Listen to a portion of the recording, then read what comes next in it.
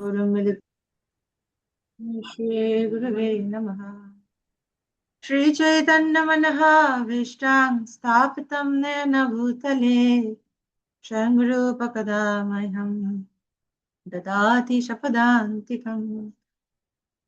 वन्देऽहं श्रीगुरु श्रीयुतापदकमलं श्रीगुरून् वैष्णवांश्च श्रीरूपं सग्रजातं सहगण रघुनाथान्वितं तं सजीवम् सादयितं सावधूतं परिजनासहितं कृष्णचैतन्यदेवं श्रीराधा कृष्णपादान् सहगना ललिता श्रीसखान्वितांश्च नमो ॐ विष्णुपादाय कृष्णप्रेष्ठाय भूतले श्रीमते भक्तिवेदान्तस्वामिनिति नामिने नमस्ते सरस्वती देवे गौरवाणी प्रचारिणे निर्विशेष शून्यवादी पाश्चात्य देशतारिणे हे कृष्णा करुणा सिंधु दीनबंधु जगत्पते गोपेश गोपिका कांत राधा कांत नमोस्तुते तप्त कांचन गौरांगी राधे वृंदावनेश्वरी वृषभानुसुते देवी प्रणमामि हरिप्रिये नीलाचल निवासाय नित्याय परमात्मने बलभद्र सुभद्रा जगन्नाथ ते नमः। नमो महमदन्नाय कृष्ण प्रेम प्रदायते कृष्णाय कृष्ण चैतन्य नाम्ने गौरतिषे नमः। पञ्चाकल्पतरुभ्यश्च कृपा सिन्धुभ्येव च पतितानां पावनेभ्यो वैष्णवेभ्यो नमो नमः। जय श्री कृष्ण चैतन्य प्रभु नित्यानंद श्री अद्वैत गदाधर शिवसदि गौर भक्त वृंद हरे कृष्ण कृष्ण कृष्ण हरे हरे हरे राम राम राम हरे हरे। हरे कृष्णा, সবাইকে সুস্বাগতম পজিটিভ থিঙ্কার কোর্সের আজকের ক্লাসে। তো আমরা যেটা আলোচনা করছিলাম গত ক্লাসে সেটা ধারাবাহিকভাবে আমরা যাব। এর আগে আমি রিকোয়েস্ট করব আবারও বন্যা, অমিতা মাতাজি, অন্তরা মাতাজি, যাদের ভিডিও আপনারা কাইন্ডলি তাদের ভিডিওগুলো অন করুন, ঠিক আছে? আচ্ছা, আমরা আলোচনা করছি এখন কত অধ্যায়? তৃতীয় অধ্যায়। এর আগে দ্বিতীয় অধ্যায়ের মডিউল ফিল আপ সবার হয়েছে? সবার হয়েছে? হরে কৃষ্ণ মাতাজি, শ্রীচরণে প্রণাম। আমার হয়নি মাতাজি, ওই কালকে এবং পরশুদিন ছুটি পেয়েছি, আমি করে নিব। ঠিক আছে, করে তাড়াতাড়ি করুন, কারণ আজ যখন তৃতীয় অধ্যায় শেষ হবে তখন পুরো তৃতীয় অধ্যায়, পুরো এক অধ্যায়, এটা অনেক জমলে অনেক জমে যায়, ঠিক না? তাড়াতাড়ি করে ফেললে, যেমন আমাদের জ্যোতি মাতাজি বলার সাথে সাথে করে ফেলেন, ঠিক আছে? আরো অনেকে আছেন যারা করেন, তারা সেটা সুফলটা ভোগ করবেন, ঠিক আছে? যদি জমিয়ে রাখবেন তো সেটা ভালো হবে না। আমরা তৃতীয় অধ্যায়ে আছি এখন। তৃতীয় অধ্যায়ের বিষয়বস্তু হচ্ছে, আমরা আলোচনা করছিলাম প্রথম অধ্যায়ে সদ্গুরুদেব ভণ্ডগুরুর মধ্যে কি পার্থক্য, অ্যাকচুয়ালি গুরু গ্রহণের কেন প্রয়োজনীয়তা সেটা সম্পর্কে আমরা জানছিলাম। তাহলে গুরুর বিশদভাবে আমরা জেনেছি সেটা। এরপর জানছি যে গুরুর কাছ থেকে আসলে আমরা কি চাইবো। সেখানে দেখছিলাম যে না, গুরুর কাছ থেকে আমরা কোনো জাগতিক সুযোগ সুবিধা নয়, আমরা কি চাইবো?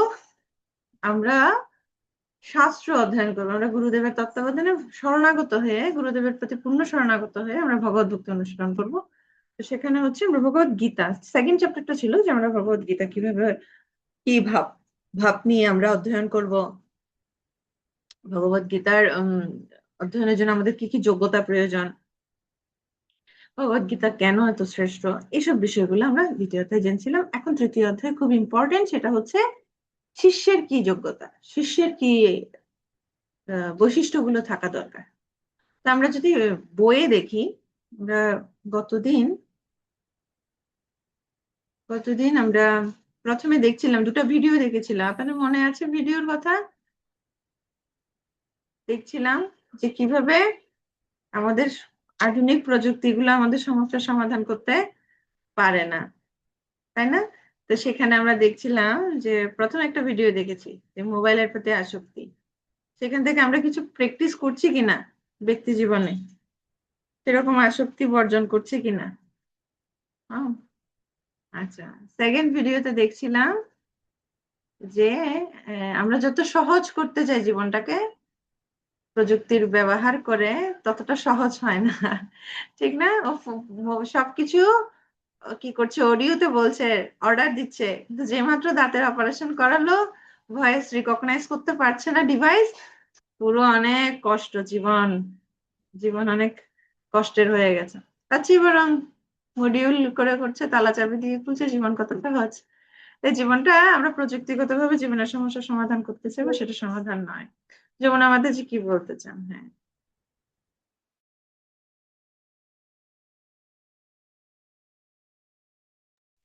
কৃষ্ণ প্রণাম মাতাজি। আমি তো ওদিন ক্লাসটা করতে পারিনি, কিন্তু আপনি যে আমাকে ভিডিওটা দিয়েছেন আমি পুরাটা একদম ভালোভাবে দেখেছি।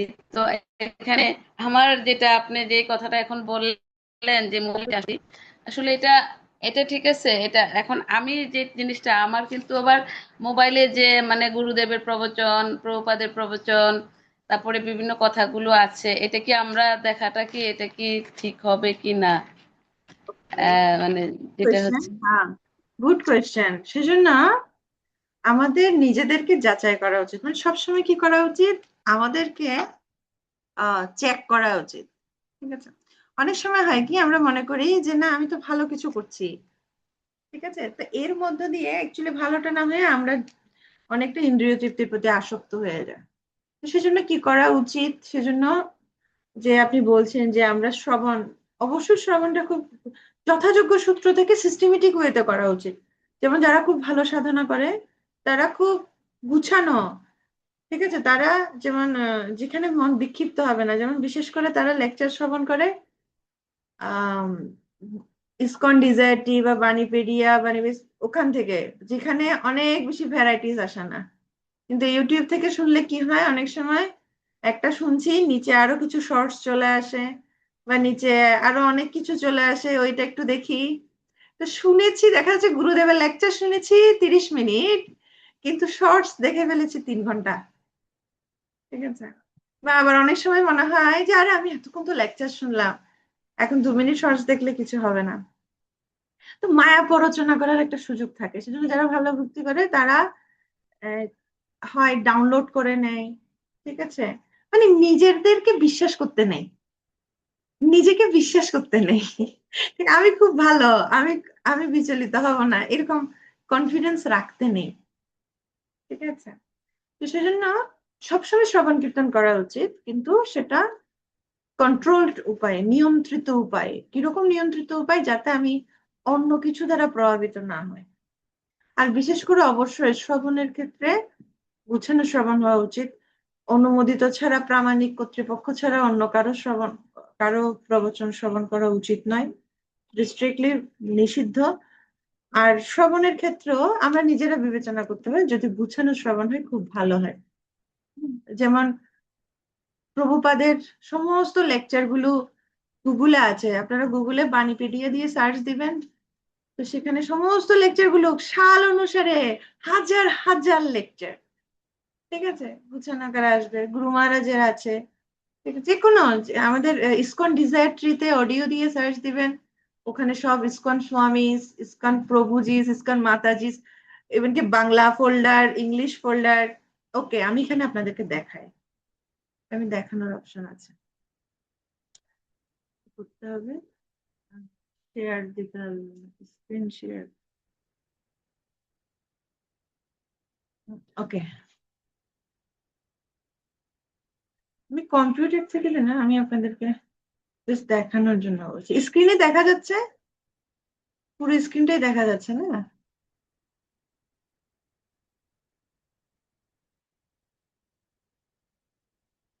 ওকে,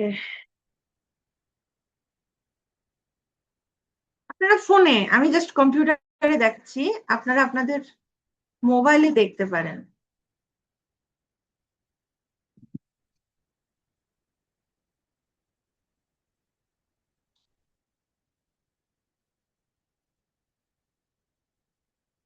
আচ্ছা, এই যে এখানে আপনাদের মোবাইলে এরকম আসে না, গুগলে এরকম আসে, ঠিক আছে, আপনি এখানে এখানে সার্চ দিতে পারেন যে কি, ইসকন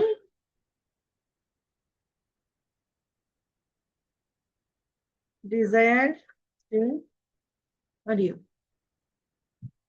ঠিক আছে? এই যে অডিও ইসকন, এটা আপনাদের মোবাইলে আসবে, ঠিক আছে? এই যে সার্চ দিবেন, এখানে সব আসছে, যে শিল প্রভুপাদ, ইসকন স্বামী, ইসকন প্রভুজি, ইসকন মাতাজি, ইসকন চৌপাটি, মোর আরো অনেক আছে। আচ্ছা, এরপর ইসকন স্বামী, আমি জাস্ট বললাম ইসকন স্বামী মানে যারা মহারাজদের লেকচার, মহারাজদের লেকচার এ টু সি, সাপোজ যাদের নাম এ থেকে সি তাদের গুলো আছে। এই যে এত মহারাজের সব লেকচার গুলো এখানে আছে। এখানে কোনো ইউটিউবের শর্টস আসবে না, ঠিক আছে? এখানে আপনাকে ডিস্টার্ব করার মতো কিছু আসবে না। আচ্ছা, সাপোজ আমি বললাম যে ভক্তি আশ্রয় বৈষ্ণব স্বামী মহারাজ আছে, ভক্তি চারু স্বামী মহারাজ আছে, ঠিক আছে?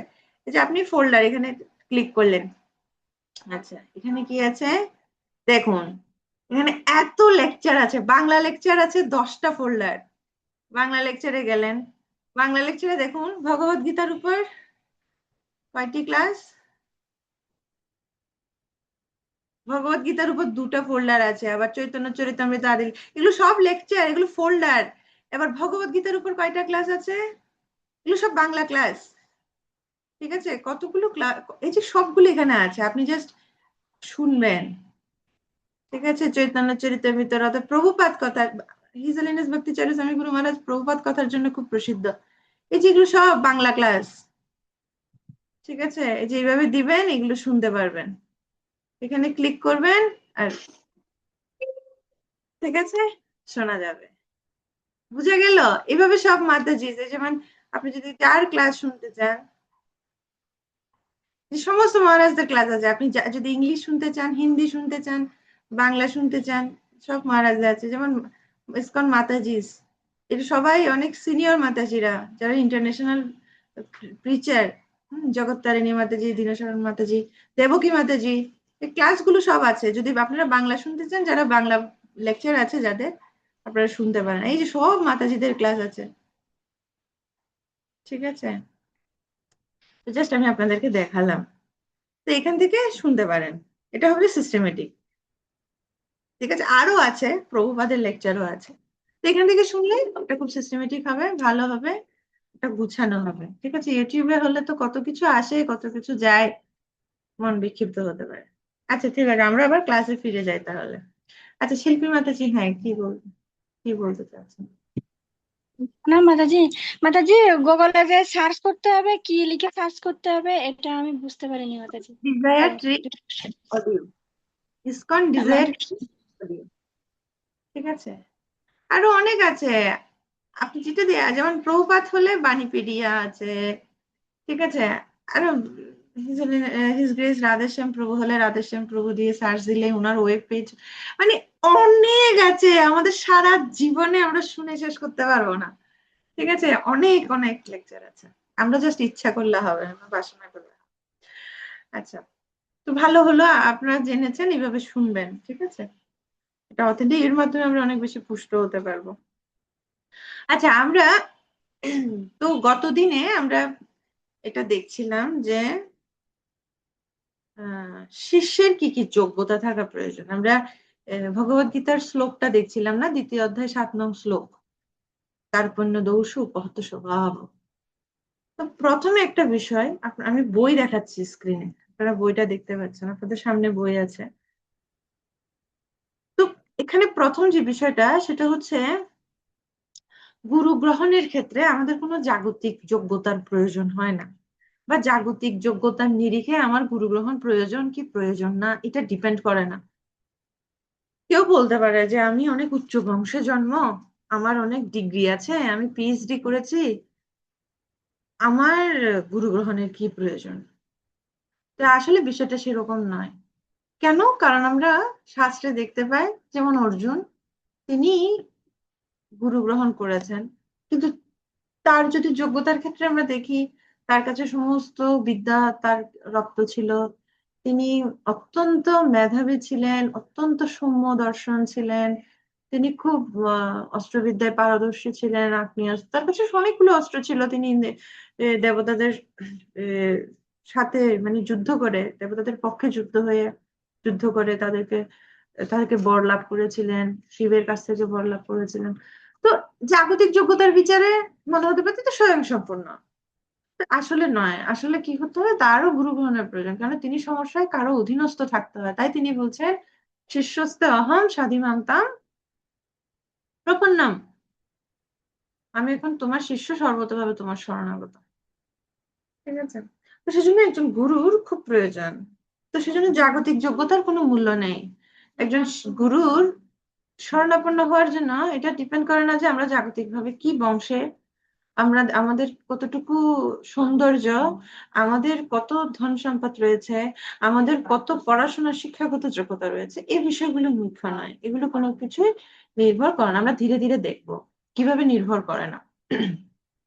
তো কি যোগ্যতাগুলো দরকার, আমি এই যে আলোচ্য সূচিটা দেখাচ্ছি, আমাদের বইতে আছে। তো এখানে দেখুন এই যোগ্যতাগুলো দরকার। কি কি যোগ্যতা? বিনীত আত্মনিবেদন, প্রথম হচ্ছে বিনীত আত্মনিবেদন। দ্বিতীয় হচ্ছে কৌতূহল, মানে উৎসাহ থাকা দরকার। তৃতীয় হচ্ছে বিনীত সেবা, বিনীত সেবা পরায়ণ হতে হবে। তারপর পরমেশ্বর ভগবানের প্রতি ভক্তি, শিষ্যের যোগ্যতা। সেই গুরুদেবের নির্দেশের প্রতি অবিচল আস্থা, এবং হচ্ছে লাস্ট হচ্ছে প্রকাশ্য সত্যবাদিতা। এই 6টা গুণ এখানে দেওয়া হয়েছে, যেই 6টা গুণকে আমরা আলাদা আলাদা ভাবে আমরা আলোচনা করব। সবাই ধরতে পারছেন বিষয়টা? ওকে, তাহলে প্রথম হচ্ছে বিনীত আত্ম নিবেদন। আচ্ছা, তো সেই বিনীত আত্মনিবেদনে কি বলছে, এটা একজন পড়ুন স্লাইডে। এগুলো আমরা আগে গত ক্লাসে বলছিলাম। হ্যাঁ, এটা একজন পড়ুন। আহ নিপা মাতাজি পড়ুন।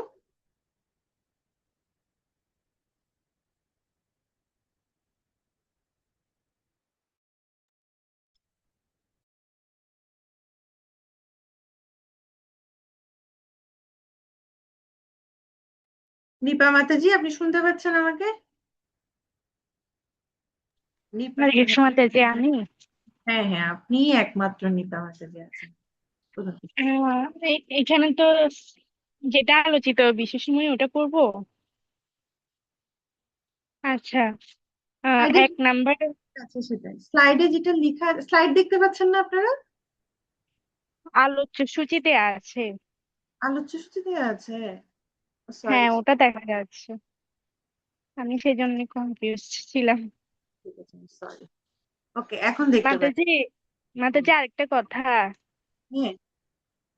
গ্রুপে একজন মাতাজি অনেকক্ষণ ধরে মেসেজ দিচ্ছে, উনি নাকি জয়েন হতে পারছে না, অনেক মেসেজ দিচ্ছে। ওকে, ওকে, আমি দেখছি, আপনি পড়ুন। আচ্ছা, বিনীত আত্মনিবেদন। একজন শিষ্যের উচিত বিনীতভাবে আধ্যাত্মিক সদ্গুরুর নিকট আত্মসমর্পণ করা। শিষ্যের উচিত গুরুদেবের সামনে নিজেকে একজন বোকা বা মূর্খ বলে গণ্য করা এবং অনুপযুক্ত কর্তৃপক্ষের নিকট হতে অর্জিত সকল মনোকল্পিত ধারণা পরিত্যাগ করা।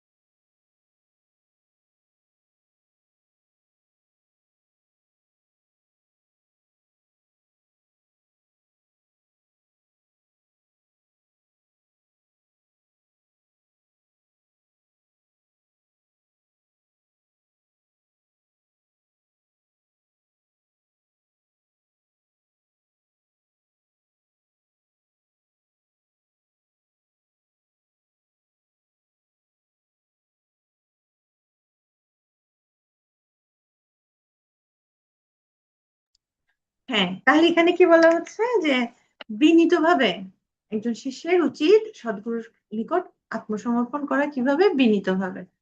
ঠিক আছে, নিজেকে কি মনে করা উচিত? আমি বোকা এবং মূর্খ। শিষ্যের কখনো উচিত নয় গুরুদেবের সামনে নিজেকে জাহির করা। ঠিক আছে? আচ্ছা, তো এর একটা উদাহরণ হচ্ছে যে সনাতন গোস্বামী, আমাদের বইতে আছে এই উদাহরণ। সনাতন গোস্বামী তিনি ছিলেন তৎকালীন সময়ের নবাব হুসেন শাহের কি ছিলেন, মন্ত্রী ছিলেন। তথাপি তিনি অত্যন্ত উচ্চ কুলোদ্ভূত ছিলেন, সারস্বত ব্রাহ্মণ পরিবারের ছিলেন, কুলীন ব্রাহ্মণ ছিলেন। ঠিক আছে। তথাপি তিনি যখন শ্রী চৈতন্য মহাপ্রভুর চরণে আত্মসমর্পণ করেন, তিনি অত্যন্ত বিনীতভাবে নিজের দন্তে তৃণাধরি এবং গলবস্ত্র পীতাঞ্জলি, মানে গলায় একটি গলবস্ত্র জড়িয়ে অত্যন্ত বিনীতভাবে শ্রীমান মহাপ্রভুর চরণে পতিত হন। তো তিনি অত্যন্ত দীনভাব, অত্যন্ত বিনীতভাব, এমন নয় যে আরে আমি হচ্ছি কি, আমি একটা কিছু, আমি নবাবের মন্ত্রী। তার অনেক প্রাসাদ ছিল, অনেক অঢেল সম্পত্তি ছিল। কেননা নবাব হুসেন শাহ তিনি শুধুমাত্র কি করতেন, মানে পার্শ্ববর্তী রাজ্যগুলো দখলের কাজে ব্যস্ত ছিলেন, কিন্তু যে তার যে এরকম বিস্তৃত সাম্রাজ্য দেখভাল করা, সমস্ত কিছুর সিদ্ধান্ত গ্রহণ, সমস্ত বিষয় তদারকি করতেন সনাতন গোস্বামীপাদ এবং রূপ গোস্বামীপাদ। মানে ওনাদের উপর পুরো রাজ্য তিনি ছেড়ে দিয়েছিলেন, আর তিনি সেই রাজ্য দখলের কাজে ব্যস্ত ছিলেন। তো সেরকম একজন ব্যক্তিত্ব সনাতন গোস্বামী, তিনি নিজে কতটাই আসলেই উন্নত, অনেক বিদ্বান, কিন্তু তথাপি তিনি চৈতন্য মহাপ্রভুকে কি বলছেন, যে আমি অত্যন্ত পাপী, কেন আমি যবনের অন্নে লালিত হই, তা আমার সংস্পর্শ অত্যন্ত জঘন্য, আমি অত্যন্ত পতিত, এভাবে তিনি বলছেন।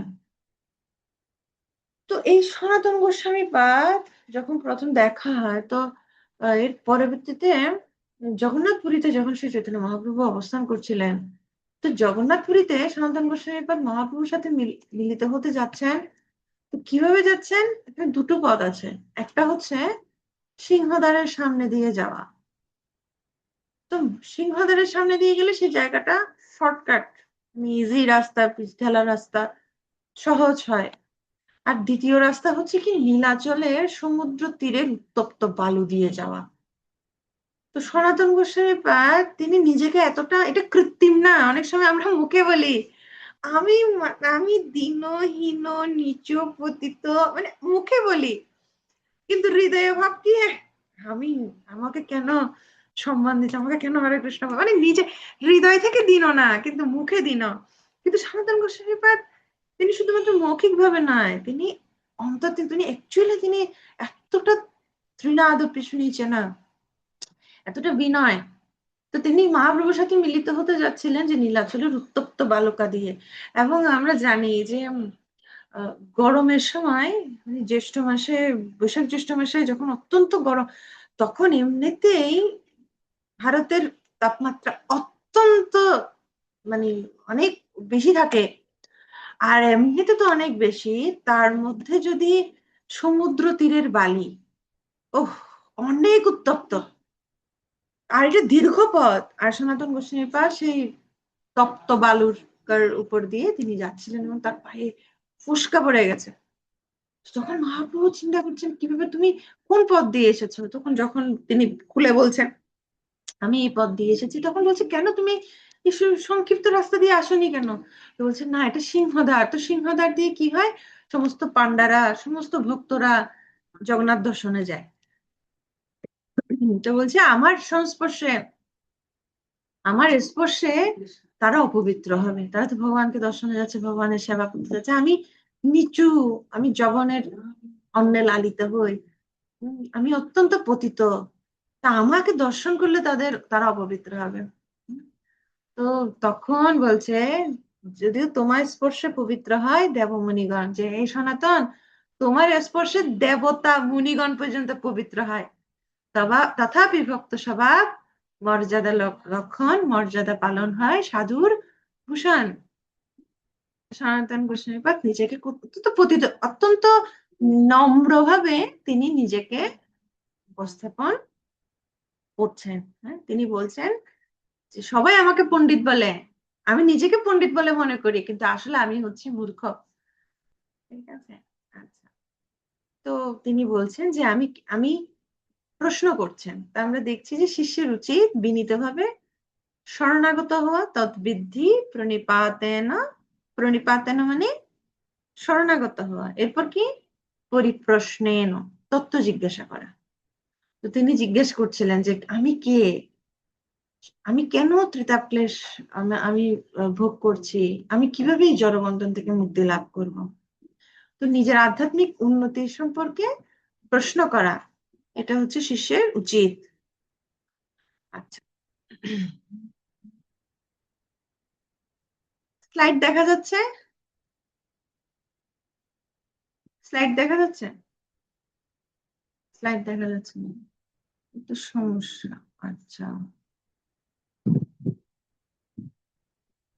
তো সনাতন গোস্বামী পাদ এভাবে কি করছেন, বিনীতভাবে শরণাগত হচ্ছেন। তো এখান থেকে আমরা শিখছি যে অত্যন্ত বিনীতভাবে শরণাপন্ন হওয়া উচিত উচিত। তো এটাই হচ্ছে গ্রহণ উন্মুখ মানসিকতা, যে আমরা তাহলে কিছু শিখতে পারবো। ঠিক আছে, যেমন এটা একটা এক্সাম্পল দেয়, যদি একটা কলসি কলসি থেকে জল গ্রহণ করতে যায়, তাহলে যদি কলসির উপরে থাকে তাহলে সে জলটা পাবে? পাবে না। কলসি থেকে জল নিতে হলে কি হতে হবে, কলসির নিচে হতে হবে, তখন কলসি থেকে জলটা সে ধারণ করতে পারবে, সে গ্রহণ করতে পারবে। তো এটাই হচ্ছে গ্রহণ উন্মুখ মানসিকতা।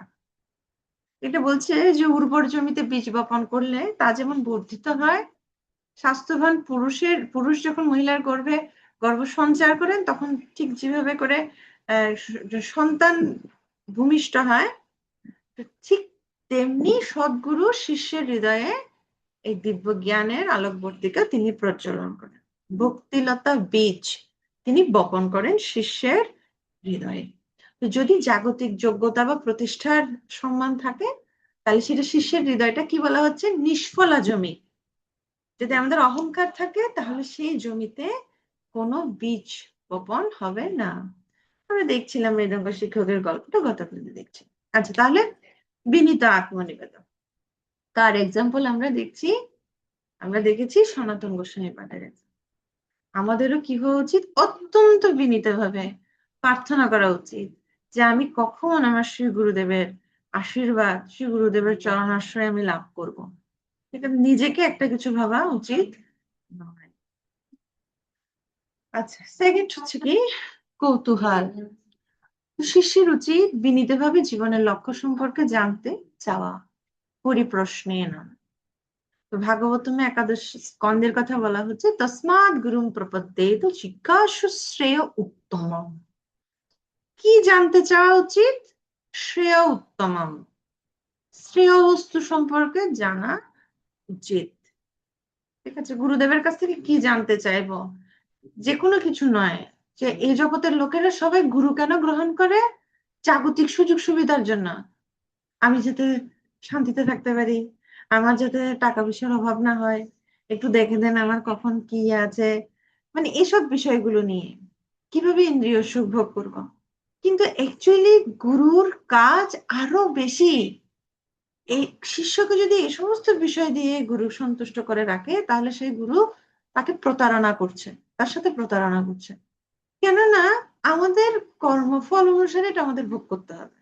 সে সুখটা না চাইতেও আসবে, আবার দুঃখটা আমরা না চাইলে যেভাবে আসবে সেভাবে আসবে সুখটাও। তো সেজন্য আমাদের সেটার জন্য কারো কি করা উচিত নয়, কারো কাছ থেকে আশীর্বাদ চাওয়া উচিত নয়। সেগুলো আপনা থেকে আসবে, বরঞ্চ সেগুলো দুঃখ আসলে আরো খুশি হওয়া উচিত, যাক আমার পাপ কর্মফল শেষ হচ্ছে, ভোগ হয়ে যাচ্ছে। ঠিক আছে, তো ভক্তরা এসবে বিচলিত নয়। আমরা মনে করি কি, ও ভক্তি করছি, 2-4 মালা জপ করছি, এখন কি হলো, একটা হোঁচট খেলাম। কেন হোঁচট খেলাম, আমি তো জপ করি প্রতিদিন, কেন ভগবান আমার সাথে এমন করলো। আচ্ছা, আমরা যদি একটু আচার্যদের জীবন দেখি, এমন নয় যে সে ভক্তি করেছে মানে ভগবানের শরণাপন্ন হয়েছে মানে তার কোনো দুঃখ নেই। আপনারা একটা এক্সাম্পল দিতে পারবেন যেখানে কোনো দুঃখ নেই? তা আমি কিছুদিন ধরে লেকচার শুনছিলাম আমাদের শ্রী সম্প্রদায়ের মহান আচার্য যমুনা আচার্য, রামানুজাচার্য, তো ওনাদের লেকচার কিছু শুনছিলাম। তো তো ওনাদের জীবন, ওনারা মহান ভক্ত রামানুজাচার্য, মানে উনি রামানুজ, উনি লক্ষণের অবতার, লক্ষণের অবতার। কিন্তু উনার যখন উনার জন্ম হয়, উনার মা কান্তিমতী এবং কেশবাচার্য, উনাদের সন্তান হচ্ছিলেন না, এবং উনারা অনেক প্রার্থনা করেছেন। তো সেই মাদ্রাসের এক মন্দির আছে, এখনো আছে, পার্থসারথী মন্দির। তো সেই মাদ্রাস মানে তামিলনাড়ুতে শ্রী সম্প্রদায়ের অনেক প্রভাব। তো সেই মাদ্রাস মানে চেন্নাই, বর্তমান চেন্নাই, সেখানে পার্থসারথী মন্দিরে তারা প্রার্থনা করেন, এবং এর কিছু মাস পর তাদের গর্ভবতী হন এবং তাদের এক পুত্র সন্তান হন। তো সেই পুত্রের নাম রাখা হয় রামানুজ। তো পরবর্তীতে তিনি হন সেই রামানুজ আচার্য। এবং রামানুজ আচার্যের জীবনটা খুব খুব একদম থ্রিলার মুভি, ঠিক আছে?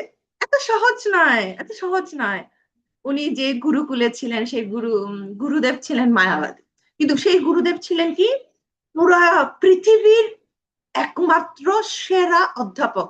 মানে এত বড় বিদ্বান যে সারা পৃথিবীর দেশ দেশান্তর থেকে শিষ্য মানে বাচ্চাদেরকে পাঠানো হতো গুরুকুলে, মানে ওনার কাছে শিক্ষা গ্রহণের জন্য। কিন্তু তার নাম ছিল যাদব প্রকাশ, সে ছিল মায়াবাদী সন্ন্যাসী। আর রামানুজ ছোটবেলা থেকে সে খুব ভক্তিমতী ছিল। রামানুজ এত সদ্গুণাবলী বিভূষিত ছিল। তো হয় কি, মায়াবাদীর সাথে হয় না কিছু তর্ক বিতর্ক হয়, সে খুব বিনীত ছিল, গুরুদেবের প্রতি কোনো ঔদ্ধত্য প্রকাশ করতেন না। কিন্তু একদিন কি হয়, তিনি ব্যাখ্যা দিচ্ছিলেন গুরুদেব, সে ব্যাখ্যাটা কি, মায়াবাদী ব্যাখ্যা। কিরকম ব্যাখ্যা? তো বলছেন, কপ্যাসম পুণ্ডরিকশম এব অক্ষরী। তো একজন শিষ্য বলছে, গুরুদেব ছান্দোগ্য উপনিষদের এই লাইনটার অর্থ আমি বুঝিনি। তো তখন যাদব প্রকাশ কিভাবে ব্যাখ্যা দিচ্ছে, পুণ্ডরিকশম মানে হচ্ছে বিষ্ণু, অক্ষরী মানে হচ্ছে চোখ। তো বিষ্ণুর চোখটা কিরকম, কৈপ্যাসম মানে কপি যোগ আসাম। কপি মানে হচ্ছে হনুমান, আসম মানে পশ্চাৎ দেশ। হনুমানের পশ্চাৎ দেশ ঠিক যেভাবে লাল, তো বিষ্ণুর চোখ লাল। আর রামানুজ যেটা শুনে, মানে স্বয়ং ভগবানকে কিসের সাথে তুলনা করছে রে বাবা, মানে ওর এত দুঃখ হলো, মানে ওর মানে পুরো হৃদয় মানে এত ব্যথিত হলো। এটা সে সহ্য করতে পারছে না, ভগবানের এত মানে বাজে ভাবে ব্যাখ্যা করছেন। তোর উত্তম ক্রন্দন করছে, এবং সে তখন যাদব প্রকাশ কে মেসেজ করছিলেন, আর যাদব প্রকাশের গায়ে উত্তপ্ত জল পড়ছিল, মানে ক্রন্দন করছিল। তো রামানুজ তো তখন বলছে, রামানুজ তুমি কাঁদছো কেন? তখন বলছে যে, গুরুদেব আপনি যদি অনুমতি দেন, এই ধরনের ব্যাখ্যা আমার সহ্য হচ্ছে, আমার হৃদয়টা বিদীর্ণ হচ্ছে। তখন মানে যাদব প্রকাশ খুব অহংকারী ছিল না, তো বলছে, আরে দ্বিতীয় শঙ্করাচার্য আসছে। তো যাদব প্রকাশ কি ছিল, শঙ্করাচার্যের অনুগামী ছিল। মানে এর কিছু বছর আগে থেকে শঙ্করাচার্য মায়াবাদ ভাষ্য প্রতিষ্ঠা করে। তখন রামানুজ খুব সুন্দর ব্যাখ্যা দেয় যে, আহ আসলে এটা এরকম নয়, এটার কিরকম ব্যাখ্যা, কপি, কপি মানে কন পিবতী, কন জলম পিবতী, সে হচ্ছে কপি। কপি মানে হচ্ছে যে জলকে গ্রাস, সমস্ত জায়গা থেকে যে জল আহরণ করতে পারে, সে হচ্ছে কপি। কপি মানে সূর্য। আসাম মানে হচ্ছে প্রস্ফুটিত হয়। তো সূর্যের উপস্থিতিতে প্রস্ফুটিত হয় কে, পদ্ম। সূর্যের উপস্থিতিতে পদ্ম প্রস্ফুটিত হয়। আবার সূর্য যখন অস্ত যায়, পদ্ম আবার সেটা শুকিয়ে যায়। তো কৈপ্যাসম মানে শুধু কপি আসম না, কৈপ্যাসম মানে হচ্ছে পদ্ম। তো ভগবানের চোখ পুণ্ডরিকশম অক্ষরই হচ্ছে, ভগবানের চোখ হচ্ছে পদ্ম ফুলের মতো সুন্দর, পদ্ম লোচনা। তো এটা শুনে যাদব প্রকাশ কি করে, রামানুজকে হত্যা করার প্ল্যান করে, যে তীর্থযাত্রায় গিয়ে রামানুজকে মেরে ফেলবে। এবং কি অবস্থা সেখানে, এত সমস্ত শিষ্যরা সহ রামানুজকে হত্যার প্ল্যান চলে। তো রামানুজ এরপর অনেক বড় হয়ে যায়, এরপর সেখান থেকে পালিয়ে এসে সেখান থেকে ভগবান রক্ষা করেন। তো এই যে রামানুজের, আমাদের মনে হয় আরে বাবু স্বয়ং রামানুজ, স্বয়ং লক্ষণ, কত স্মুথ হবে লাইফটা। না, এর মধ্যে ওনার বাবা মারা যায়, ওনার স্ত্রী মানে খুব ঝামেলার, মানে লাইফটা খুব ঝামেলার, ঠিক আছে? কিন্তু আমাদের কাছে মনে হতে পারে, আরে আমি ভক্তি করছি, সব দুঃখ আমার। দুঃখ সবারই আছে। ভক্তদের জীবনে তারা জানে কিভাবে এটা দ্বারা বিচলিত হওয়া যায় না, কিভাবে বিচলিত না হতে হয়, আর্ট অফ ডিলিং, কিভাবে দুঃখের সাথে ডিল করতে হয় সেটা ভক্তরা জানে, আর যারা ভগবানের শরণাপন্ন না তারা জানে না। এটা হচ্ছে পার্থক্য। কিন্তু এমন নয় যে আমি জপ করছি, আমি ভক্ত সঙ্গ করছি, আমার জীবনে কোনো দুঃখ আসবে না। কিরে তুই না হরিভজন করিস, তোর কেন এত দুঃখ? না, হরিভজন করলে দুঃখ আসবে না তা নয়, আমরা জানবো দুঃখটাকে কিভাবে সহ্য করতে হয়। ঠিক আছে? তো সেজন্য যে পয়েন্টে ছিলাম সেটাতে এবার যাই, যে আমাদের শ্রেয় বস্তু সম্পর্কে আমাদের আগ্রহ হতে হবে। আমাদের এই ধরনের প্রিয় বস্তু সম্পর্কে আমাদের আগ্রহ প্রকাশ করা উচিত নয়। তাহলে আমরা দুটো শব্দ জানলাম, একটা হচ্ছে শ্রেয় আর একটা হচ্ছে প্রেয়। ঠিক আছে? প্রিয় বস্তু কি, এটা একজন পড়ুন। কে পড়বেন? মাতাজি আমি পড়বো। হ্যাঁ, ঋতুদীপেশ্বরী মাতাজি পড়ুন। হরে কৃষ্ণ, প্রণাম। প্রিয়, জীবনের জীবনের ক্ষণস্থায়ী হচ্ছে ধন জন সুনাম অর্জন, বড় বাড়ি বানানো, দামি গাড়ি কেনা, ভালো চাকুরি পাওয়া করা ইত্যাদি। এমনকি কুকুর বিড়ালের মতো পশুরা এবং পাখিরাও খাদ্য, আবাস, মৈথুন ইত্যাদির ব্যাপারে জিজ্ঞাসু হয়। সুতরাং কিভাবে পরিবারের সদস্যদের দামি হোটেলে খাওয়ানো যায়, কিভাবে নিজের একটি বাংলো তৈরি করা যায়, কিভাবে মৈথুন বাড়ানো যায়, সবাইকে ঠকিয়ে অফিসে প্রমোশন পাওয়া যায়, শাস্ত্রে এরকম জিজ্ঞাসার প্রশংসা করা হয়নি। হরে কৃষ্ণ। বুঝা গেছে?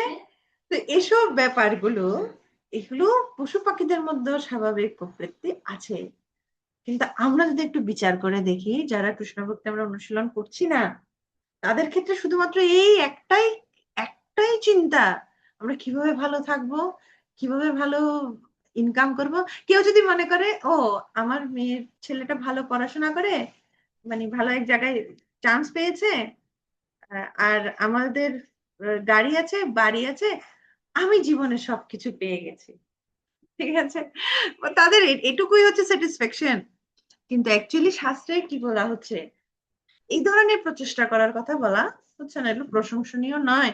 কারণ এগুলো আলটিমেটলি কাজে দিবে না।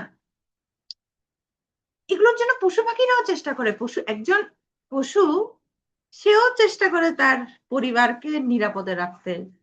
একটা পশু প্রবৃত্তির মধ্যে আছে কিভাবে মৈথুন করবে, কিভাবে সে খাবার জোগাবে তার পরিবারকে, কিভাবে ভালোভাবে থাকবে, কিভাবে বাকি পশুদের থেকে তার সন্তানদেরকে আত্মরক্ষা করবে, এটা পশু প্রবৃত্তির মধ্যে আছে। তাহলে এটা যদি আমরা মানুষও করছি, তাহলে পার্থক্যটা কি? পার্থক্যটা তখনই হবে যখন আমরা শ্রেয় বস্তু অর্জন করতে চাইবো। ঠিক আছে? তো এখানে বলছে প্রিয় বস্তু অর্জন করলে সেটা কি হবে, ক্ষণস্থায়ী, মৃত্যুর সময় তা হরণ করে নেওয়া হবে। একবার গুরু নানক, তিনি তার এক শিষ্যের বাড়িতে যান। শিষ্য বলতে মানে খুব বিশাল ধনী, মানে তিনি এত ধনী যে তার যদি 1,00,000 মোহর হয়, তাহলে কি করেন তিনি একটা ঝান্ডা মানে পতাকা, তার বাড়ির চারপাশে এক একটা পতাকা লাগান। ঠিক আছে? 1,00,000 স্বর্ণমোহর হলেন। এইভাবে ওনার পুরো বাড়ি জুড়ে সবগুলো হচ্ছে কি পতাকা, এবং ওনার কত কোটি লক্ষ স্বর্ণ মুদ্রা আছে। তো গুরু নানক সেখানে যান এবং খুব মানে আদর আপ্যায়ন করেন। কিন্তু উনি শুধু গুরু নানককে বলছেন যে গুরুদেব দেখুন, এটা আমার ছেলের রুম, এটা আমার মেয়ের রুম, আমার ছেলে এটা করেছে, এই যে ছবি দেখুন ও এখানে গিয়েছে, আমি এটা করেছি সেটা করেছি, আমার এতটুকু সম্পত্তি রয়েছে, আমার এটা রয়েছে সেটা রয়েছে, মানে এভাবে করে শুধু বলছে। গুরু নানক শুনছেন এবং কি করছেন, যখন চলে যাচ্ছেন কিছু পরে, যখন বিদায়ের সময়, তখন গুরু নানক বলছেন যে দেখো, আমার তোমার সাথে আবার দেখা হলো, আবার কখন দেখা হবে জানি না, আমি হয়তো বা এই ধরাধামে বেশি দিন থাকবো না, তোমার কাছে আমি একটা জিনিস রেখে যাব, আমি পরে সেটা নিব। তো বলছি কি, তখন একটা সুই, হ্যাঁ, একটা সুই তাকে দিচ্ছেন, এটা যত্ন করে রাখো, আমি তোমার থেকে নিব। তখন ও বলছে আপনি এখন বলছেন যে আপনি, আপনার সাথে আমার আর কখন দেখা হবে জানি না, আপনি ধরাধামে থাকবেন না, তাহলে আমি আপনাকে এটা দিব কখন? বলছে কেন, মৃত্যুর পর। বলছে কার মৃত্যুর পর? বলছে, এই যে আমিও মারা যাবো, তুমিও যখন মারা যাবে তখন মৃত্যুর পর দেখা হবে, তখন কিন্তু মনে করে আমাকে এই সুইটা হারাবে না, কিন্তু তখন আমাকে দিবে। তো বলছেন আরে গুরুদেব আপনি বোকার মতো কি বলছেন, আমি এই সুইটা কিভাবে নিয়ে যাব? বলছে কেন, এই সুইটা নিতে পারবে না? আরে ছোট্ট একটা শু, এটা নিতে পারবে না? বলছে, না না, কিছুই তো নিয়ে যেতে পারবো না। কিছুই যদি নিয়ে যেতে না পারবে, তো এইগুলো নিয়ে এত বেশি চিন্তা চেঁচামেচি কেন, যে ও এটা আমার, এটা আমার? কি চিন্তা করছো যে যেটা যাবে, যেটার জন্য, যেটার প্রস্তুতিমূলক তুমি কি করছো? তো এই কথাই সে খুব প্রভাবিত হয়। ও চিন্তা করছে যে আসলে তো এসব কিছুই করতে যাবে না, আমি কি প্রস্তুতি নিচ্ছি, কি প্রিপারেশন আমার আছে। তো সেজন্য শ্রেয় বস্তু, এগুলো হচ্ছে প্রেয় বস্তু, এগুলো ক্ষণস্থায়ী, জীবিকা নির্বাহের জন্য এগুলো প্রয়োজন।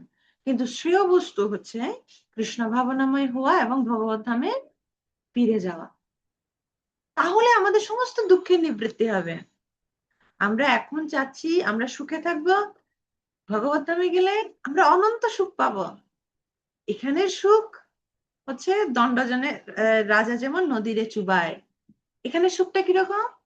আগের কালে রাজারা কিভাবে শাস্তি দিত? রাজার সৈনিকেরা, যিনি অপরাধী, তাকে নদীতে নিয়ে যেত, মাঝখানে নিয়ে যেত, এবং কি করতো? জলে ডুবিয়ে রাখতো। জলে ডুবিয়ে রেখে যেতে যেতে মানে অনেকক্ষণ রাখতে রাখতে যখন ওর শ্বাস আটকে যেত, একদম শেষ, তখন একটু করে তুলতো। ওই একটা শ্বাস নেওয়ার পর আবার নদীতে চুবানো হতো। ওই যে একটুকু শ্বাস, ওইটুকু শ্বাস ও মনে করে কি সুখ। তো বর্ণনা করা হচ্ছে আমরা যে সুখটা পাচ্ছি, এই সুখটা হচ্ছে সেই ক্ষণিকের সুখ। হ্যাঁ, দণ্ডজনের রাজা যেমন নদীতে চুবায়, আমাদের সুখটা হচ্ছে সেরকম। অধিকাংশ দুঃখ কিন্তু একটু করে সুখ পাচ্ছি, ওই যে একটু নিঃশ্বাস নিতে দিচ্ছে, আর আমরা বলছি মরিতে চাহি না আমি সুন্দর ভুবনে। আচ্ছা, অ্যাকচুয়ালি এখানে সুখ নেই, সুখ আছে ভগবত ধাম। আমাদের ভগবত ধামে যখন ফিরে যাব, তখন আমাদের কিচ্ছুর অভাব নেই, আমরা অনেক সুখ পাবো, আমরা অনন্ত সুখ। ঠিক আছে?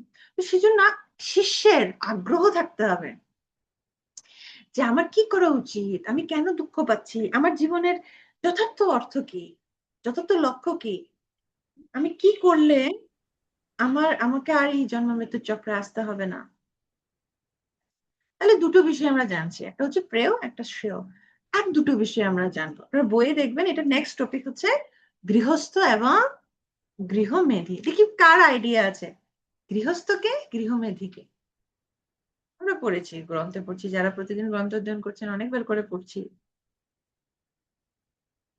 আচ্ছা, প্রথমে হ্যান্ড রেজ করেছে মুন্নি মাতাজি, দেখি শুনি।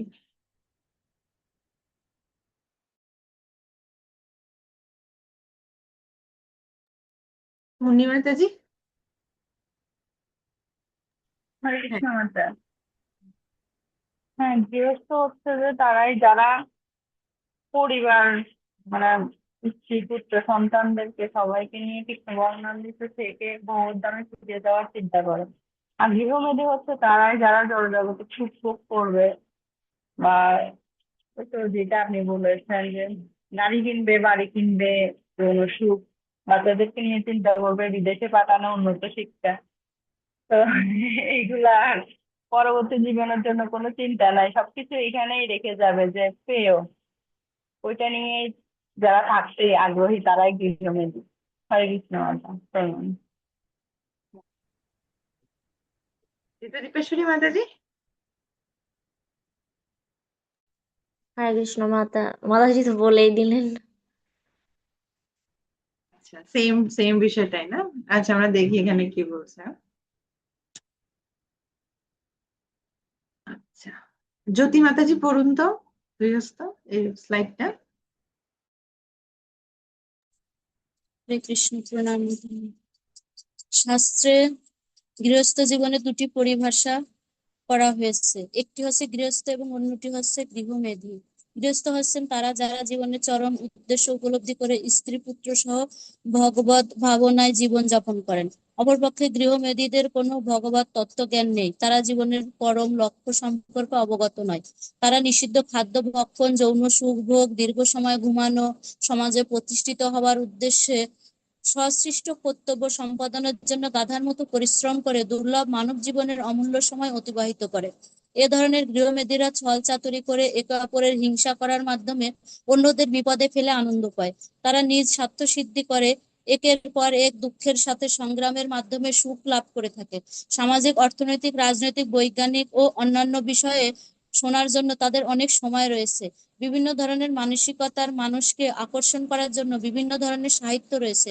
বাজারের যেসব সাহিত্য সাধারণ মানুষকে আকর্ষণ করে তা হলো সিনেমার অভিনেতা ও অভিনেত্রীর মধ্যে সংগঠিত ইন্দ্রিয়ভোগ্য বিষয়, স্ত্রী পুরুষের সম্পর্কের মধুরতা বিষয়ক কাব্য, প্রকৃতি, শিশু, রাজনীতি, জাগতিক খেলাধুলা ইত্যাদি। অজ্ঞতার বশে সময় যে অতিবাহিত হয়ে যাচ্ছে তা তারা জানে না। ফলে ইন্দ্রিয়তৃপ্তির মগ্ন হয়ে তারা জন্ম, মৃত্যু, জরাব্যাধি প্রকৃতি জীবনের প্রকৃত সমস্যাগুলোকে এড়িয়ে চলে। থ্যাংক ইউ আমাদের অনেক বই থেকে পড়ার জন্য। Thank you. হ্যাঁ, তাহলে গৃহস্থ কারা, গৃহমেধী কারা? তাহলে গৃহস্থ হলে কি হবে? বাড়িতে শিব বিগ্রহ আরাধনা, শিব বিগ্রহকে অভিষেক, শিব বিগ্রহকে অর্চন, ভোগ নিবেদন, বিগ্রহের সামনে প্রার্থনা, এগুলো করবে। ঠিক আছে। এক গৃহমেধী কি? গৃহমেধীর হচ্ছে কেন্দ্রে ভগবান থাকবে না। ঠিক আছে। তারা অধিক সময় ধরে ইন্দ্রিয় তৃপ্তির ভোগের মধ্যে মত্ত থাকবে, অধিক নিদ্রা যাবে। ঠিক আছে। এই হচ্ছে গৃহমেধীদের জীবনযাত্রা। ঠিক আছে। নিজের স্বার্থ সিদ্ধি করবে। কিন্তু একদিক দিয়ে দেখা গেলে এখানে কিন্তু কি নয়, গৃহস্থরা তারা ঠিকই চাকরি করছে। গৃহমেধী যেভাবে চাকরি করছে, গৃহস্থও চাকরি করছে। গৃহমেধীও বাজার করছে, গৃহস্থও বাজার করছে। গৃহমেধী সন্তানদেরকে ভালোভাবে পরিপালন করছেন, গৃহস্থ পরিপালন করছেন। সব কাজ একই করছেন, কিন্তু পার্থক্যটা হচ্ছে কি, মনোভাব নিয়ে করছেন। গৃহস্থ কি মনোভাব নিয়ে করছে? শ্রীকৃষ্ণের সন্তুষ্ট বিধানের জন্য করছে, এবং একই কাজগুলো করছে, এমন না যে কিছু ছেড়ে দিচ্ছে। কিন্তু গৃহমেধী কি করছে? সে সবকিছুকে স্বার্থ সিদ্ধির জন্য করছে, ফলে দুঃখ পাচ্ছে। সেজন্য অনেক সময় বলা হয়, না না আমি ভক্তিতে যুক্ত হবো না, আমাদের বাবু এত কিছু, আমরা কিছু ছাড়তে পারবো না। অ্যাকচুয়ালি কিছু ছাড়তে বলছে না, কি বলছে, কৃষ্ণকে যুক্ত করতে বলছে। ঠিক আছে, কিছু ছাড়তে বলছে না এখানে। এমন নয় যে কেউ কেউ কি কৃষ্ণ ভক্তি অনুশীলন করলে সবাইকে মন্দিরে যেতে হবে, মন্দিরে উঠে যেতে হবে, এরকম নয়। ঠিক আছে। যেমন আমাদের এই যে ঋতুদীপেশ্বরী মাতাজি, খুব ভালো প্রভু মাতাজি, ভালো খুব গৃহস্থ জীবন যাপন করছেন। অন্তরা মাতাজি করছেন, শিল্পী মাতাজি করছেন, বাকি সবাই করছেন। টুম্পা মাতাজি করছেন, স্বাতী মাতাজি, সবাই, ইচ এন্ড এভরিওয়ান, সবাই সবাই করছেন।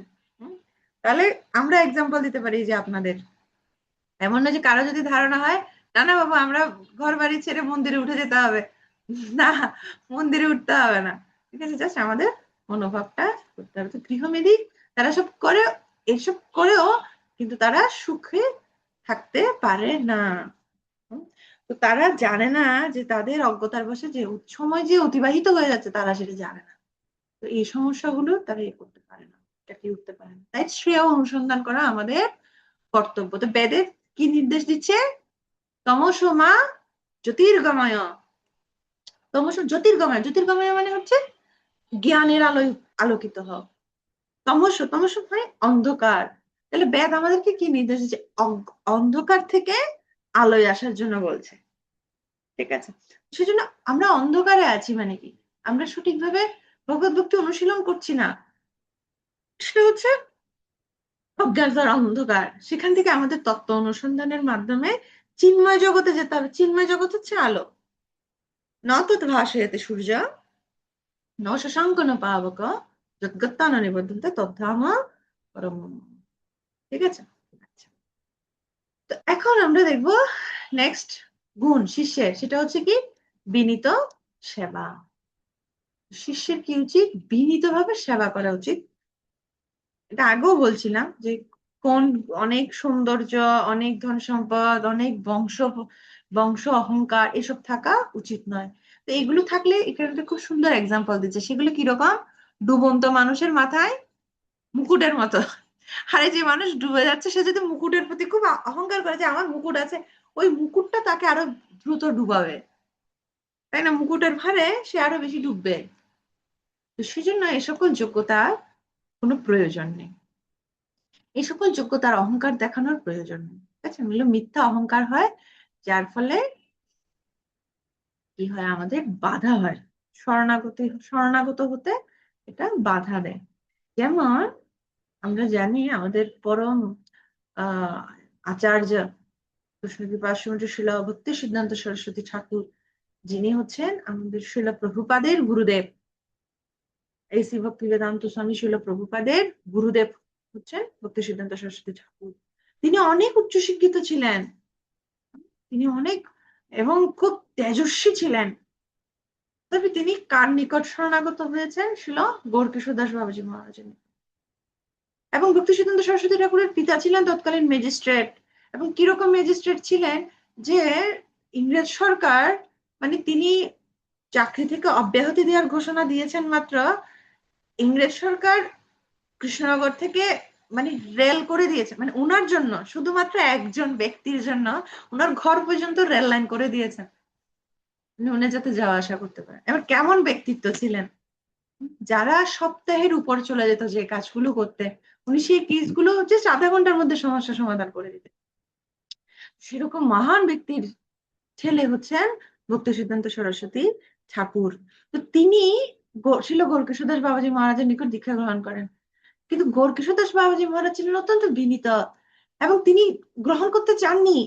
এবং কত বিনয় সহকারে, আমরা আগামী ক্লাসে সেটা দেখব, কত বিনয় সহকারে ভক্তি সিদ্ধান্ত সরস্বতী ঠাকুর তিনি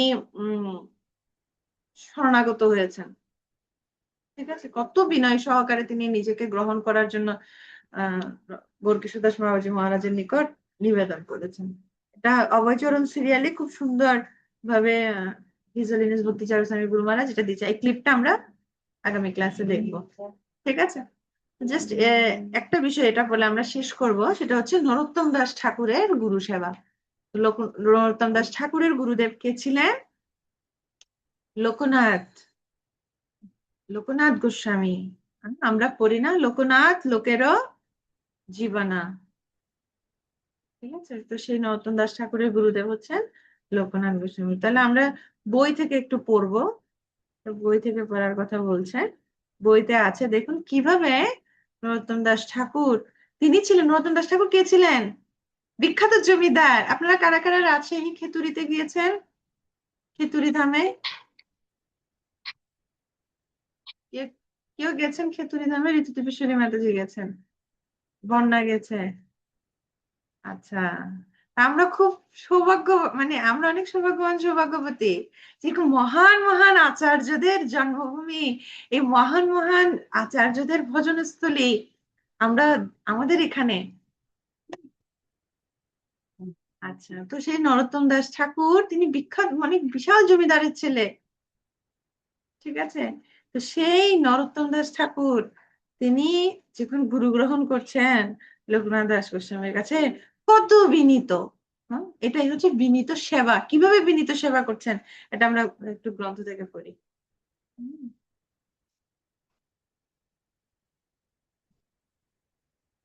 একজন পড়ুন, কে পড়তে চান? পড়েননি এরকম কেউ একজন পড়তে চান? অভিজাত জমিদারের পুত্র নরোত্তম, এখান থেকে পড়ুন।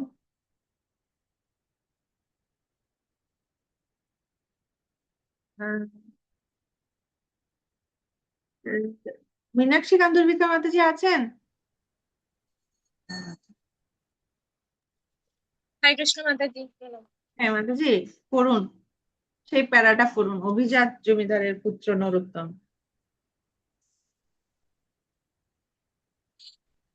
অভিজাত জমিদারের পুত্র নরোত্তম লোকনাথ গোস্বামীর কাছ থেকে দীক্ষা নেওয়ার জন্য নরোত্তম মরিয়া হয়ে উঠেছিল। লোকনাথ গোস্বামী ছিলেন অত্যন্ত বিনীত এবং মহান বৈষ্ণব। তিনি সাধারণ জনগণের মাঝে পরিচিতি লাভ করতে চাননি। তিনি নিজেকে সর্বদা লোকচক্ষুর অন্তরালে রাখতেন। তিনি নরোত্তমের অনুরোধ প্রত্যাখ্যান করেন। লোকনাথ গোস্বামী লক্ষ্য করতেন যে প্রতিদিন তার প্রাতঃকৃত্য সমাপনের পর কেউ একজন পুরো স্থানটিকে পরিষ্কার করে পরবর্তী দিনের জন্য প্রস্তুত করে রেখেছে। লোকটিকে তা জানার জন্য তিনি কৌতূহলী হলেন। তিনি যখন ঝোপের পেছনে লুকিয়েছিলেন তখন দেখলেন যে ঝাড়ু হাতে নরোত্তম এলো এবং অত্যন্ত দীনভাবে স্থানটি পরিষ্কার করতে লাগলো। লোকনাথ গোস্বামী অত্যন্ত বিস্মিত হয়েছিলেন। তিনি ঝোপ থেকে বের হয়ে অভিভূতভাবে নরোত্তমকে বললেন, নরোত্তম, তুমি কিভাবে এ কাজ করছো? তুমি তো ধনী জমিদারের পুত্র, তুমি চাকরের মতো এরূপ জঘন্য কাজ কিভাবে করছো? লোকনাথ গোস্বামী নরোত্তমের বিনীত সেবায় অত্যন্ত প্রসন্ন হলেন এবং পরিশেষে তাকে দীক্ষা প্রদানে সম্মত হলেন। নরোত্তম জানত যে ধন, বিদ্যা, দৈহিক সৌন্দর্য এবং কুলীন বংশে জন্ম ইত্যাদি দিয়ে জীবনের চূড়ান্ত সিদ্ধি লাভ করা যায় না। তা একমাত্র ভগবানের প্রিয় বৈষ্ণব ভক্তদের কৃপায় সম্ভব হয়ে থাকে। এভাবে বিনীত সেবার মাধ্যমে নরোত্তম একজন মহান ভক্তের কৃপা লাভ করেছিল। হরে কৃষ্ণ মাতাজি। আর পড়বো মাতাজি?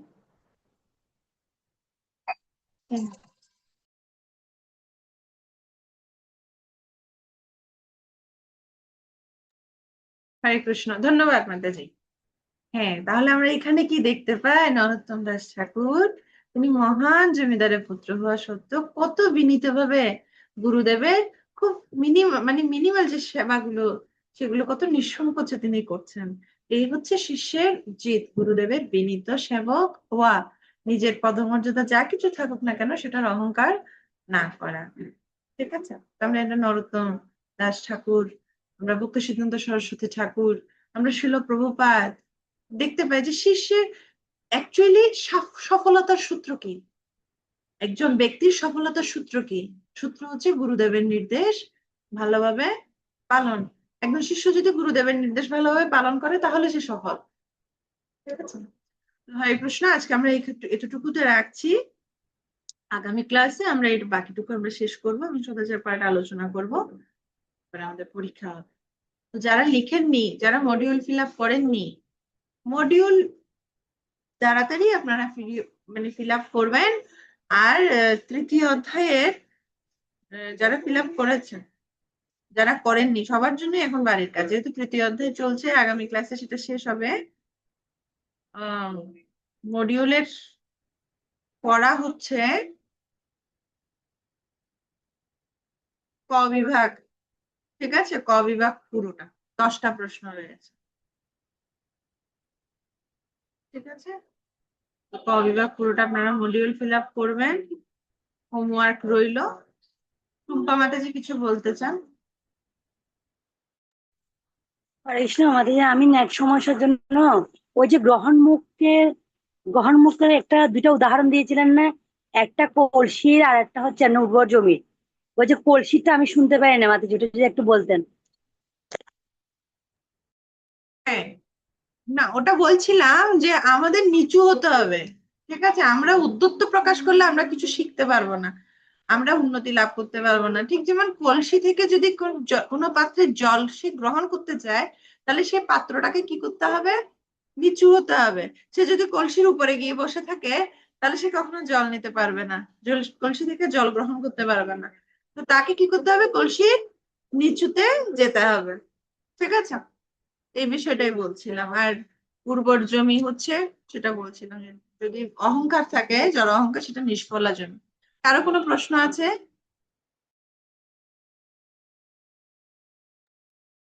আচ্ছা, ঠিক আছে, তাহলে আমরা এখানে রাখছি।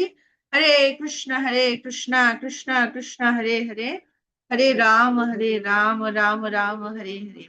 হরে কৃষ্ণ। বিশেষ ঘোষণা হচ্ছে আগামী 16 তারিখ শনিবার থেকে পুরুষোত্তম মাস। আমরা সবাই পুরুষোত্তম মাস সম্পর্কে শুনেছি, যেটা আমরা সর্বোচ্চ, আমরা আমাদের যতটুকু পারি সর্বোচ্চ আমরা এটা লাভ উঠাতে হবে। ঠিক আছে, আমরা হয়তো সৌভাগ্যবান যে আমাদের জীবদ্দশায় কে কতটা পুরুষোত্তম মাস পাচ্ছি। ঠিক আছে, তো জীবদ্দশায় যতটা পাচ্ছি ততটা পূর্ণ লাভ আমাদের উঠাতে হবে। তো আমরা কি কি করতে পারি? আমরা সংকল্প করতে পারি। আমার কথা ক্লিয়ার শোনা যাচ্ছে? ওকে, আমরা সংকল্প করতে পারি আগের দিন, নতুবা 16 তারিখ মঙ্গল আরতির পরে সকালে আমরা সংকল্প করতে, আমরা লিখতে পারি কি কি আমরা করব। তো আমরা কি কি সংকল্প হিসেবে নিতে পারি? সেটা হচ্ছে আমরা অধিক সংখ্যক জপ, আমরা তুলসী পরিক্রমা, তুলসী সেবা, এবং হচ্ছে ভগবানের চরণে তুলসী প্রদান, ভগবানকে প্রদীপ নিবেদন, খুব মাহাত্ম্যপূর্ণ। ঠিক যেভাবে দামোদর মাসে আমরা ভগবানকে প্রদীপ নিবেদন করি, পুরুষোত্তম মাসেও ভগবানকে প্রদীপ নিবেদন করতে হয়। এবং কিছু অষ্টকম আছে যেগুলো পাঠ করতে হয়। তো চৌরাগ্রগণ্য পুরুষাষ্টকম রয়েছে, নন্দনন্দ অষ্টকম রয়েছে, সে অষ্টকম গুলো আপনাদেরকে দেয়া হবে, আপনারা পাঠ করবেন। যদি শ্লোক না জানেন তাহলে ভজনের লিঙ্ক পাঠিয়ে দেওয়া হবে, আপনারা সেখান থেকে শুনে সেটা ছেড়ে সেটার সাথে সাথে গাইতে পারেন। তো ভগবানকে প্রদীপ দেখাতে হবে। এবং গ্রন্থ অধ্যয়ন আপনারা টার্গেট নিতে পারেন, কি কি গ্রন্থ, বিশেষ করে ভগবদ গীতার 15 অধ্যায় পুরুষোত্তম যোগ, সেটা পাঠের জন্য বিশেষভাবে অনুমোদিত আছে। ঠিক আছে? আর এমনিতে আপনারা যা যা গ্রন্থ পড়ছেন আপনারা সংকল্প নিতে পারেন বেশি বেশি করে শ্রবণ কীর্তন, সবসময় যাতে ভগবত সেবায় মগ্ন থাকা যায়। আর এই এই পুরুষোত্তম মাসে আমিষাহার বর্জন করা উচিত। ঠিক আছে? তো আমরা ভালোভাবে পুরুষোত্তম মাস পালন করব, কারণ এটা খুব বিশেষ। এটা খুব বিশেষ, আমরা অলরেডি মহিমা শুনেছি। খুব নয়েজ হচ্ছে, আমি আর কথাটা রিপিট করছি না। হ্যাঁ, যমুনত্রী মাতাজি। হরে কৃষ্ণ, প্রণাম মাতাজি। তুলসী পরিক্রমা কি মাতাজি প্রতিদিন কি ওই যে 33 একটা সংখ্যার কথা যেভাবে বলা হয়? সংকল্প করছেন, আপনি যেভাবে সংকল্প করছেন, আপনার সাধ্য সামর্থ্য অনুসারে আপনি যেভাবে সংকল্প করছেন। পুরুষোত্তম মাসে 33 সংখ্যাটাকে বিশেষ গুরুত্ব দেওয়া হয়, কেননা অ্যাকচুয়ালি এটা 33 মাস পর, মানে যদিও 32 মাস এতদিন পরে এটা ক্যালকুলেশন, কিন্তু 33 সংখ্যাটা খুব মাহাত্ম্যপূর্ণ ধরা হয়। ঠিক আছে? আপনি যদি সংকল্প নিন 33 বার, তাহলে আপনি 33 বার পার। আমরা যেভাবে সংকল্প করব সেই অনুসারে কৃষ্ণ আমাদেরকে শক্তি দিবেন। ঠিক আছে? তা আমি বলছি না, আমি কোনো ফিক্সড করে কিছু বলছি না, আপনারা উৎসাহ সহকারে আপনারা নিজেরা সংকল্পটা ফিক্সড করুন যে যেভাবে পারছেন। মাতাজি, আমি যে কথাটা জানতে চাচ্ছিলাম, যে 33 একটা সংখ্যার কথা বলা হয়েছে না, তো এই তুলসী যে আমরা পরিক্রমা করব, এটা কি প্রতিদিন 33 বার? আপনি যেভাবে, আমি এটাই বলছি, আপনি যেভাবে সংকল্প করবেন, আপনি হ্যাঁ। যদি সংকল্প করবেন যে আমি 33 বার পরিক্রমা করবো, তাহলে 33 বার করবেন। আপনি যেভাবে সংকল্প করবেন, আপনার স্থিতি অনুসারে, আপনার সামর্থ্য অনুসারে আপনি সংকল্প করবেন। তবে সবাই অনুগ্রহ করে সংকল্প করবেন, আপনারা লিখবেন, কাগজে লিখবেন কি কি করবেন, এবং সেই বিষয়গুলো ভগবানের সামনে সংকল্প মন্ত্র বললে যে আমি এই সংকল্প করছি। আমি ভগবানের কাছে প্রার্থনা চাইবেন, আচার্য বর্গদের কাছে প্রার্থনা করবেন, আশীর্বাদ চাইবেন যে আমি যেন এই সংকল্পগুলো আমি করতে পারি। তো সংকল্প এইভাবেই করবেন যাতে সেগুলো প্রতিদিন পালন করতে পারেন, এবং খুব আনন্দ, দিব্য আনন্দ সেটা আস্বাদন করবেন। কারণ ভগবত ভক্তি মানে প্রেশার নয়, ভগবত ভক্তি মানে এটা জ্ঞান যোগ ধ্যান যোগ নয়, কঠোর কৃচ্ছ সাধন করে খুব নিরস আনন্দ নেই, এরকম না। ভগবত ভক্তি মানে আনন্দ। ঠিক আছে? তা আনন্দময় হোক পুরুষোত্তম মাস। আপনারা চাইলে শেয়ার করতে পারেন আপনারা কি কি করছেন, কি কি সংকল্প নিচ্ছেন, তো অন্যজন উৎসাহ পেতে পারে। ঠিক আছে? হরে কৃষ্ণ। জয় জগৎগুরু শিলা প্রভুপাদ কি জয়, পুরুষোত্তম ব্রত কি জয়, পুরুষোত্তম মাস কি জয়, জয় শ্রী পুরুষোত্তম ভগবান শ্রীকৃষ্ণ কি জয়, সমবেত ভক্তবৃন্দ কি জয়, জগৎগুরু শিলা প্রভুপাদ। গৌর সিদ্ধনাথ।